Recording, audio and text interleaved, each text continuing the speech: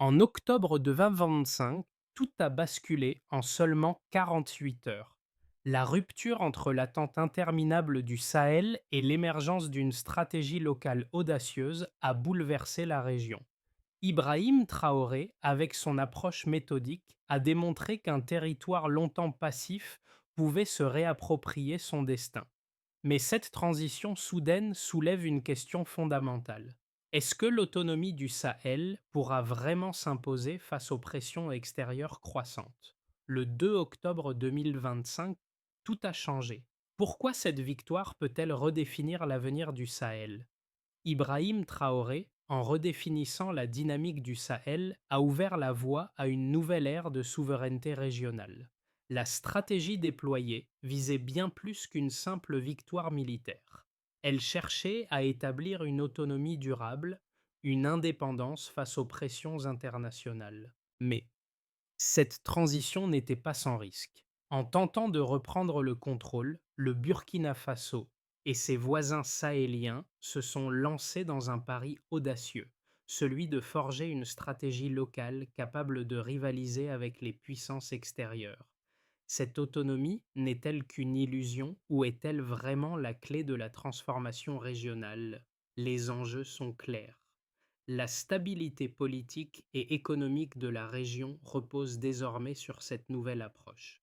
Le succès ou l'échec de ce modèle pourrait déterminer l'avenir du Sahel pour les décennies à venir.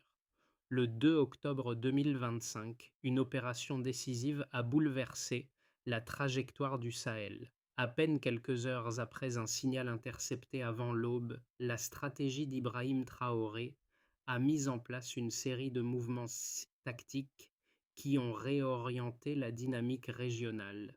En quelques jours, ce qui semblait être une opération militaire ordinaire est devenu un tournant stratégique majeur, marquant la fin de la dépendance externe pour le Burkina Faso et ses voisins. Cette opération, bien que méthodique, a révélé une fracture profonde entre les attentes et les réalités de la région. Avant ce basculement, le Sahel avait été soumis à une longue période d'incertitude et de dépendance vis-à-vis des puissances étrangères, notamment dans les domaines de la sécurité et de l'infrastructure. La population, épuisée par 2 décennies de conflits, était suspendue à des solutions imposées de l'extérieur, souvent inefficaces. Le leadership de Traoré, avec une approche locale et décentralisée, a inversé cette dynamique. Pour la première fois depuis des décennies, le Sahel a pris l'initiative de son propre destin. Ce retournement a été rendu possible grâce à des années de préparation discrète, où des réseaux de renseignement locaux ont été établis et une infrastructure technologique a été mise en place pour réduire la dépendance aux systèmes étrangers. Cette autonomie émergente ne se limite pas à une victoire militaire. Elle incarne un changement dans la manière dont le Sahel aborde la gouvernance et la souveraineté. Au cœur de cette transformation se trouve Ibrahim Traoré, une figure militaire dont l'ascension est marquée par des échecs collectifs, mais aussi une vision claire de l'avenir du Sahel. Contrairement à d'autres leaders, Traoré n'a pas cherché à se glorifier ni à imposer sa volonté. Il a rassemblé ses commandants autour d'une carte usée dans une salle éclairée d'une simple ampoule vacillante pour définir une stratégie pragmatique. Loin des discours grandiloquents, son approche s'est résumée à une discipline silencieuse. Observer, partager la charge et décider ensemble. Cette méthode, d'une simplicité presque brutale, s'est imposée comme la clé de la réussite de l'opération. Les premiers impacts de cette stratégie ont été subtils mais profondément significatifs. À l'échelle locale, les habitants des villages sahéliens ont ressenti un changement dans l'air. L'attente, qui avait toujours été un poids écrasant, s'est transformée en une pression vivante, exigeant plus que des solutions imposées de l'extérieur. Les soldats burkinabés, autrefois réduits à exécuter des ordres dictés de loin, ont commencé à participer activement à la construction de la stratégie. Ils comprenaient enfin le sens de ce qu'ils faisaient. Ils n'étaient plus seulement des exécutants, mais des acteurs du changement. Ce sentiment d'appartenance a renforcé la cohésion des forces sahéliennes et a permis à la stratégie de Traoré de prendre racine. Les premières victoires tactiques ont confirmé l'efficacité de cette méthode. La prise de décision rapide et collective, combinée à une compréhension commune des enjeux, a permis aux armées locales de repousser les forces extérieures et de prendre l'initiative pour la première fois en des décennies. L'opération a commencé dans l'ombre, au cœur de la nuit, quand un signal intercepté avant l'aube du 2 octobre 2025 a marqué le début de ce qui allait devenir un tournant décisif pour le Sahel.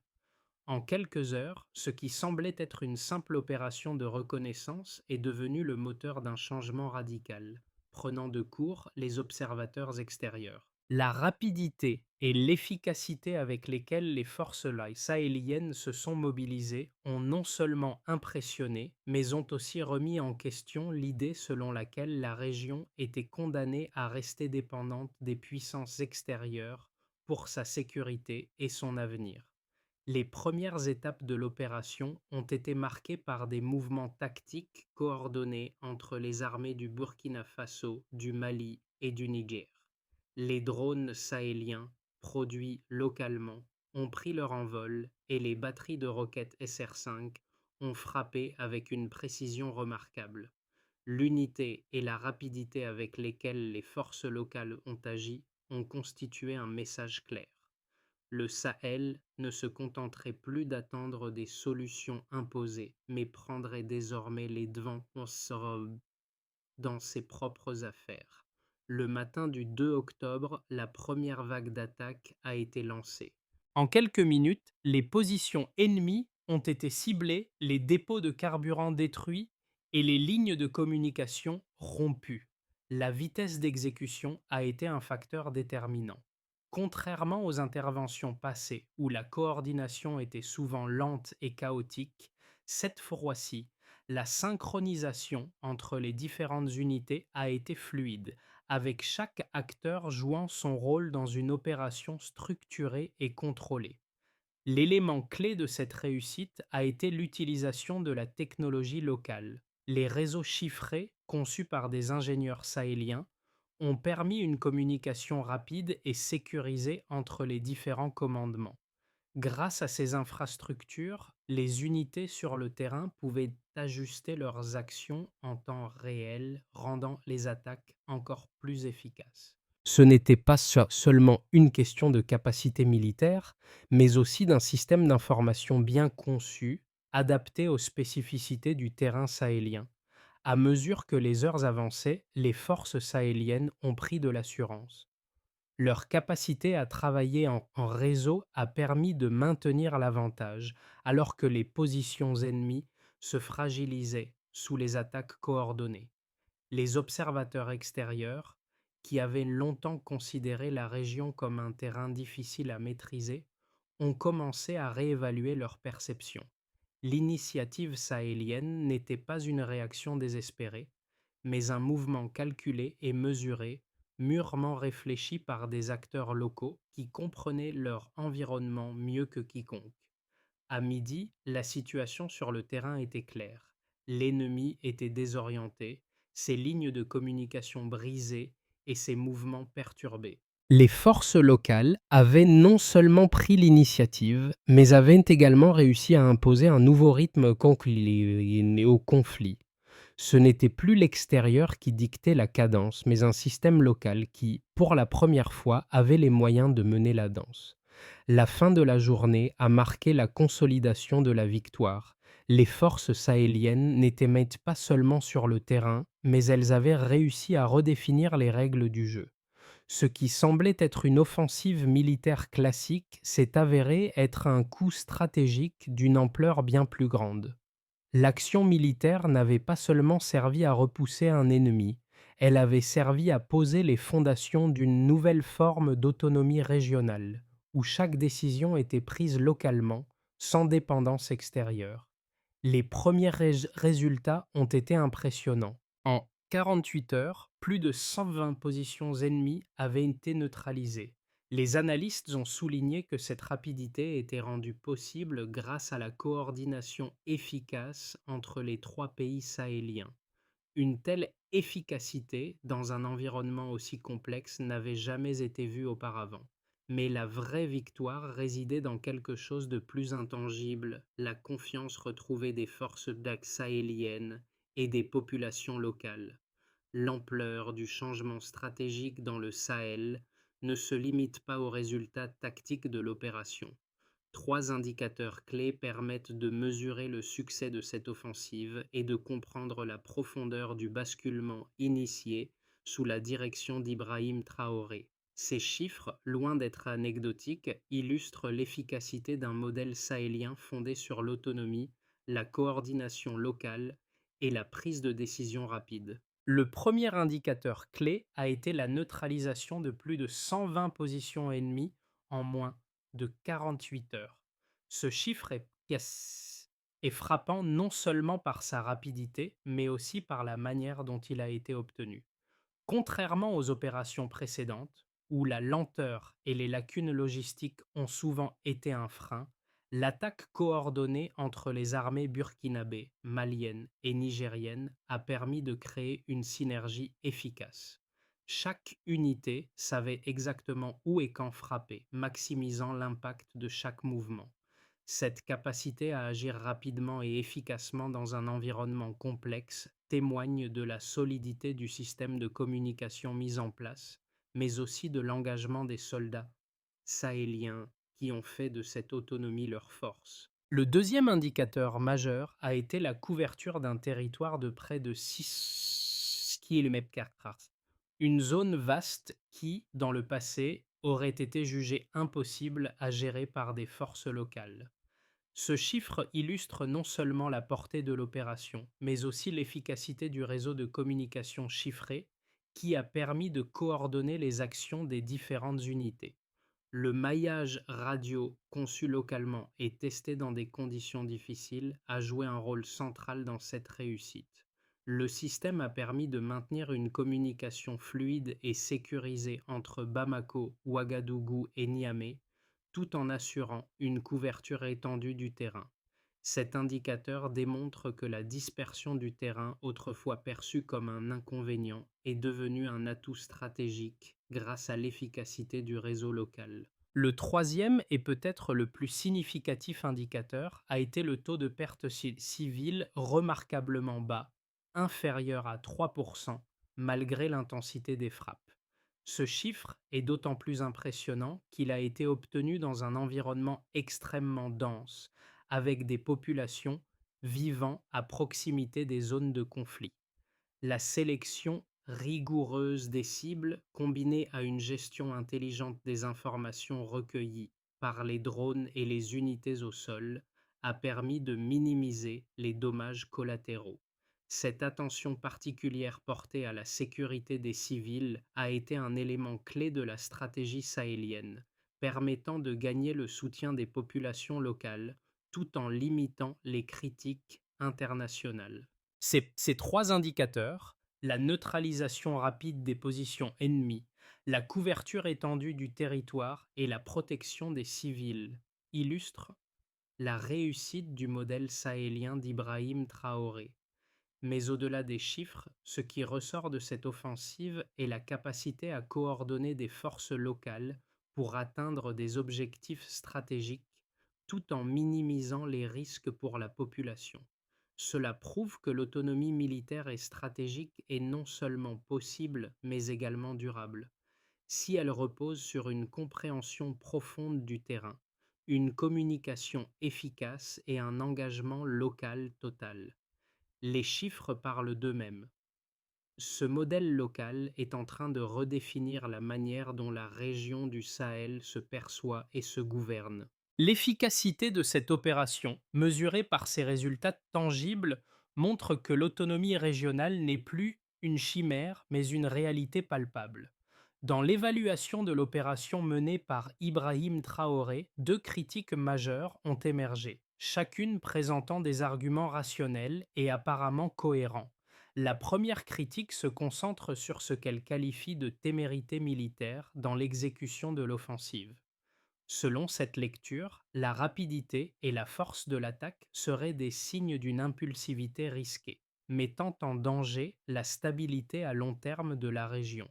Certains analystes, principalement en Europe, ont évoqué un retour des réflexes autoritaires, suggérant que l'affirmation rapide de la souveraineté pourrait étouffer les contre-pouvoirs civils et mener à une concentration excessive de pouvoir entre les mains de l'armée. Ce risque serait amplifié par l'absence de mécanismes de contrôle démocratique stricts. La seconde critique, bien que similaire, repose davantage sur le principe de l'opportunisme populiste. Selon cette analyse, l'offensive ne serait qu'une manœuvre politique destinée à rassurer une population fatiguée des interventions étrangères et des promesses non tenues.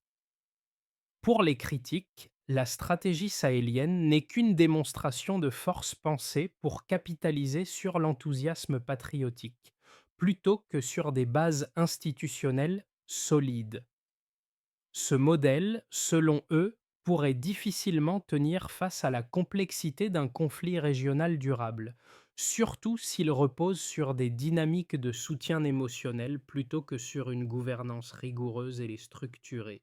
Cependant, en confrontant ces critiques aux faits observés sur le terrain, il devient évident que ces arguments perdent de leur pertinence. Contrairement à ce que suggèrent les critiques, l'opération d'Ibrahim Traoré n'a pas été une décision prise à la hâte. Au contraire, elle repose sur des mois de préparation minutieuse, de tests locaux et de mise en place de réseaux de renseignement adaptés aux spécificités du terrain sahélien. La rapidité de l'attaque n'est pas un signe de précipitation, mais une conséquence directe de la préparation et de la coordination des forces sahéliennes. Le modèle militaire local, qui repose sur l'utilisation de technologies développées en interne et sur une coopération entre les pays sahéliens, a prouvé sa solidité. L'efficacité du réseau de communication chiffré, la coordination des frappes et la gestion des informations ont permis d'obtenir des résultats mesurables en un temps record, sans recourir à des interventions extérieures. Cette réussite n'est donc pas le fruit d'un coup de tête, mais d'une stratégie réfléchie fondée sur une compréhension profonde du terrain et des enjeux locaux. De plus, la critique qui évoque un manque de base institutionnelle solide semble ignorer la réalité de l'autonomie régionale en construction. Loin d'être une réponse éphémère, cette offensive est le premier pas vers une structure de gouvernance locale capable de gérer les défis sans dépendre de l'aide étrangère. Ibrahim Traoré n'a pas cherché à concentrer le pouvoir, mais à permettre à la région de se redéfinir et de prendre en main son destin. Au fur et à mesure que l'offensive sahélienne avançait, un élément décisif s'est fait jour. L'autonomie n'était pas seulement une ambition lointaine, mais une réalité opérationnelle en pleine démonstration. Ce n'était plus une question de survivre dans un environnement dominé par les acteurs extérieurs, mais de prendre les rênes de la situation. À l'aube de cette nouvelle ère, le Sahel ne se contentait plus de réagir aux événements, mais les façonnait activement. Les forces sahéliennes ont démontré qu'elles étaient non seulement capables de défendre leur territoire, mais aussi d'imposer leur propre rythme. L'utilisation de drones locaux et de réseaux de communication chiffrés a permis d'anticiper les mouvements ennemis et de coordonner les frappes avec une précision inédite. Le terrain, autrefois considéré comme un handicap logistique, était désormais un atout stratégique. Ce changement fondamental dans la dynamique du Sahel a résonné bien au-delà du champ de bataille. Il a redéfini la manière dont les pays sahéliens abordent leurs relations régionales et internationales, marquant un tournant décisif vers l'autonomie totale. L'offensive sahélienne a eu des répercussions bien au-delà du simple cadre militaire. Cette victoire stratégique a profondément transformé quatre sphères clés du Sahel, chaque transformation offrant un aperçu du changement profond qui s'opère dans la région sous la conduite d'Ibrahim Traoré. 1. Niveau étatique. Institution. NN. Le premier impact tangible de l'offensive a été institutionnel. L'État burkinabé, longtemps paralysé par une insécurité endémique, a trouvé un nouvel élan. La prise de décision est devenue plus agile et indépendante. Les relations diplomatiques, auparavant dominées par des partenaires extérieurs, ont été réorientées vers une approche plus assertive centrée sur la souveraineté nationale. Ce renforcement institutionnel a permis au Burkina Faso de parler d'égal à égal avec ses voisins sahéliens et d'affirmer son rôle comme un acteur clé dans la gestion de la région. La logique de gouvernance locale a pris racine. La population burkinabé a désormais confiance dans ses dirigeants pour gérer les défis sans dépendre des puissances étrangères. 2. Secteur économique, dynamique et investisseur. DN. Le secteur économique a également été transformé. Bien que l'insécurité ait longtemps découragé les investissements étrangers, la stabilisation rapide du Sahel a créé un environnement plus favorable pour les investisseurs. Les entreprises locales, surtout dans le secteur technologique, ont commencé à croître. Le réseau de communication chiffrée, créé localement, est devenu un modèle pour d'autres pays de la région.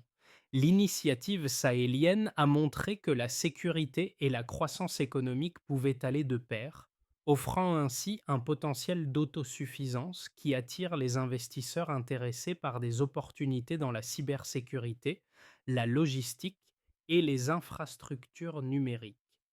3. Population, vie quotidienne et dignité. ND. Le changement le plus immédiat a été ressenti par les populations locales. Dans les villages du nord du Burkina Faso, autrefois marqués par la peur et l'exil forcé, un sentiment de dignité retrouvée a commencé à émerger. Les déplacés ont commencé à revenir, encouragés par la diminution des attaques et l'amélioration de la sécurité. Les écoles ont rouvert et les marchés se sont réanimés. Cette transformation n'était pas seulement physique, mais aussi émotionnelle. Les habitants ont commencé à se réapproprier leur propre histoire, à se remettre, à rêver d'un avenir meilleur. 4. Région, coopération et géopolitique.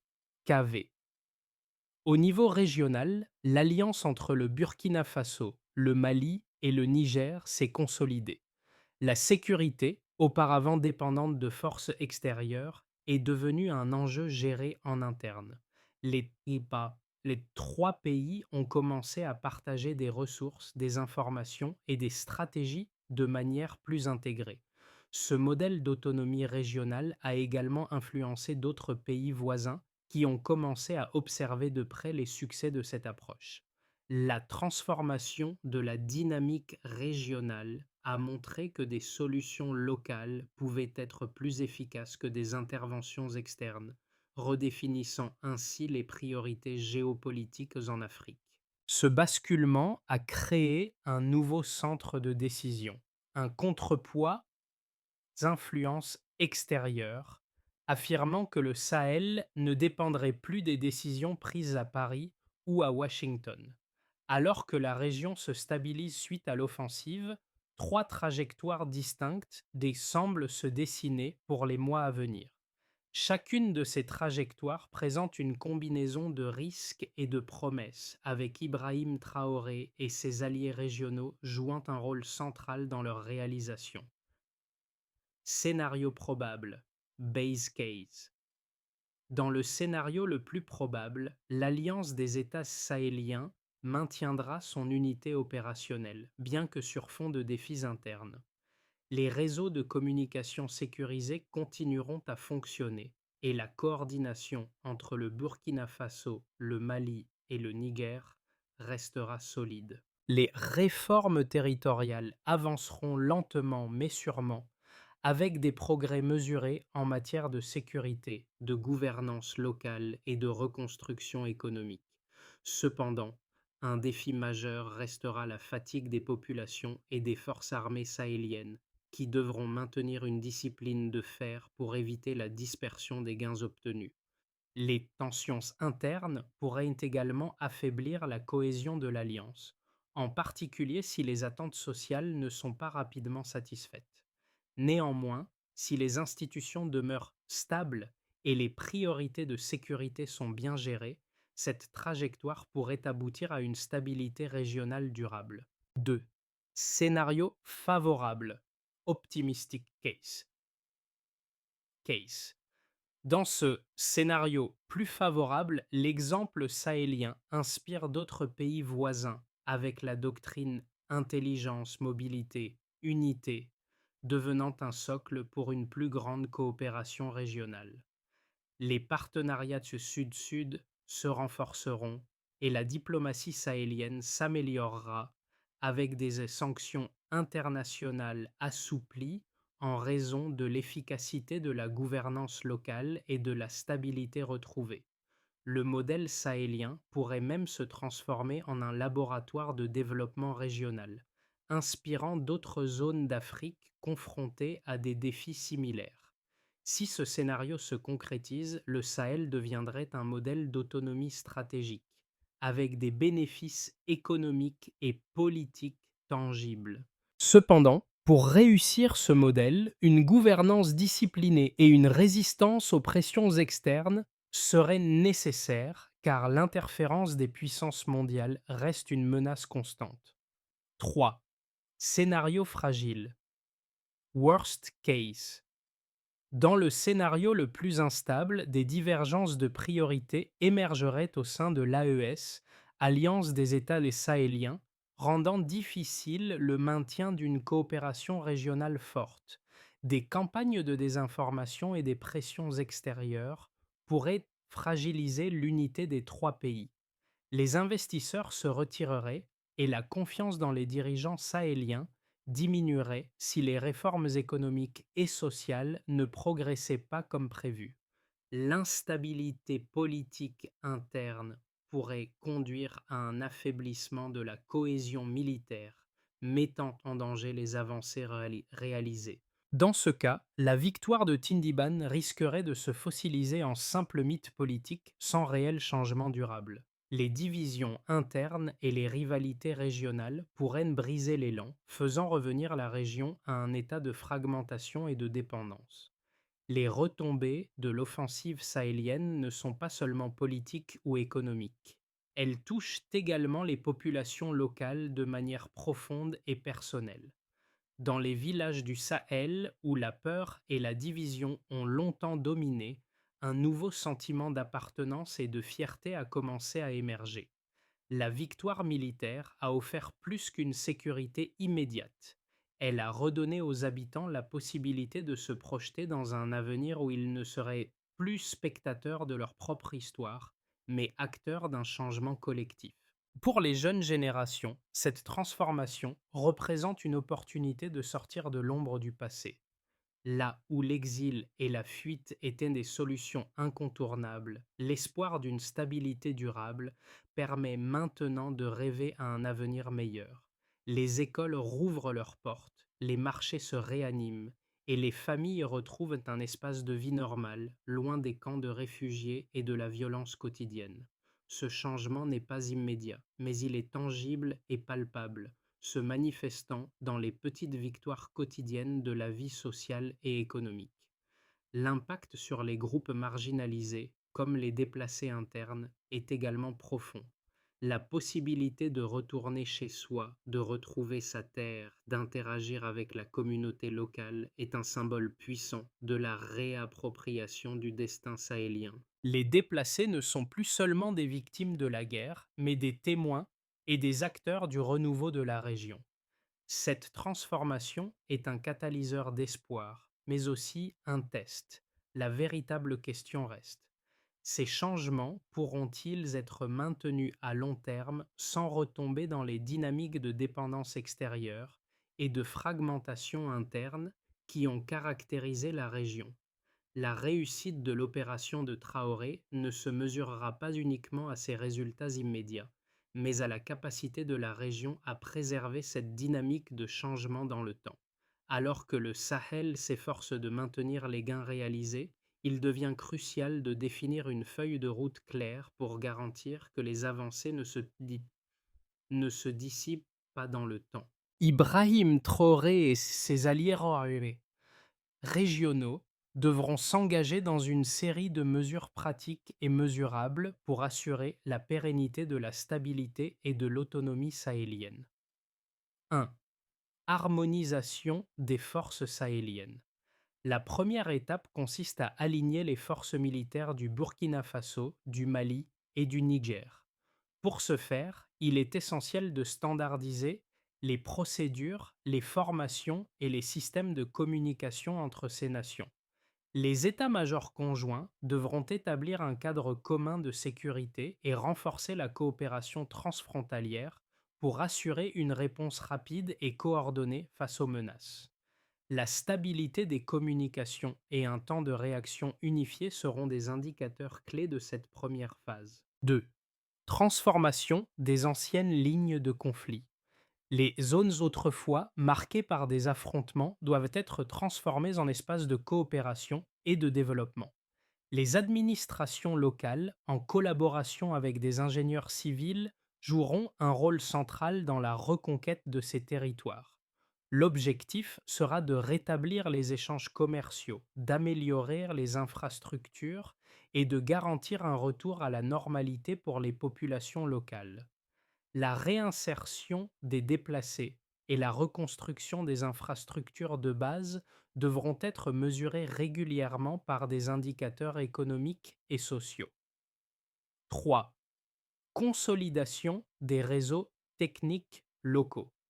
Une autre priorité sera de renforcer les infrastructures numériques développées durant l'offensive. Les réseaux de communication chiffrés et les protocoles d'alerte doivent être consolidés pour éviter les interruptions critiques. Cette étape assurera la résilience du réseau et garantira que le Sahel puisse maintenir son indépendance face aux pressions extérieures. La réussite de cette phase sera mesurée par la stabilité des systèmes d'information et la réduction des vulnérabilités aux cyberattaques externes. Au lendemain de la victoire de Tindiban, un calme étrange s'est installé dans les villages du Sahel. Les dunes balayées par le vent, les traces d'une bataille déjà effacée rappellent la fragilité de ce moment historique. Mais cette stabilité apparente cache la profondeur du changement. La souveraineté retrouvée n'est pas une conquête imposée de l'extérieur, mais un processus lent et réfléchi, forgé par les efforts collectifs des peuples sahéliens. Ibrahim Traoré, loin des projecteurs, reste dans l'ombre, observant silencieusement cette renaissance. Ce geste simple, presque imperceptible, où il pose sa main sur le sable chaud des dunes, symbolise la mesure du changement. Il n'est pas dans la gloire, mais dans la compréhension que la souveraineté se construit dans les détails, dans les petites actions quotidiennes qui redéfinissent un territoire, une nation et une identité. La joie, bien que présente, reste modérée. Les habitants des villages, désormais en sécurité, comprennent que la victoire n'est pas un point d'arrivée, mais un début fragile, nécessitant vigilance et persévérance. Chaque pas vers la reconstruction, chaque sourire échangé entre voisins est une victoire en soi. Mais la route est encore longue. La victoire de Tindiban a marqué un tournant pour le Sahel, mais ce n'est que le début d'une longue aventure. Maintenant, le véritable défi est de maintenir cette dynamique de changement, de garantir que chaque région du Sahel puisse non seulement se défendre, mais aussi se développer de manière autonome. Le chemin est semé d'embûches, mais l'espoir est désormais ancré dans les esprits des Sahéliens. L'histoire de cette région ne sera plus écrite de l'extérieur, mais par ceux qui y vivent, qui l'aiment et qui se battent pour un avenir meilleur. La souveraineté retrouvée ne doit pas être un symbole, mais un mode de vie. Le Sahel doit continuer à faire entendre sa voix, à se souder et à bâtir une communauté régionale solide, prête à relever les défis de demain. À vous, acteurs du changement, de faire partie de cette aventure. Comment participerez-vous